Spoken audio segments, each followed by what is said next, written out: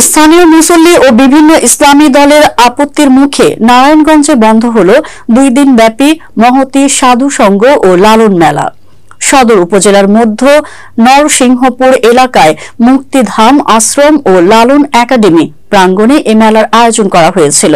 শুক্রবার ও শনিবার এ মেলা ও সাধু সংঘ হওয়ার কথা ছিল। এ উপলক্ষে কুষ্টিয়া সহ দেশের বিভিন্ন স্থান থেকে সাধু গুরু ও লালন ভক্তরা নারায়ণগঞ্জে এসেছিলেন। আইন শৃঙ্খলা পরিস্থিতির অবনতির আশঙ্কায় মেলা পরিচালনার অনুমতি দেয়নি প্রশাসন। এতে বিপাকে পড়েন লালন ভক্তরা। এ নিয়ে লালন ভক্ত ও নারায়ণগঞ্জের সাংস্কৃতিক কর্মীরা ক্ষোভ প্রকাশ করেছেন।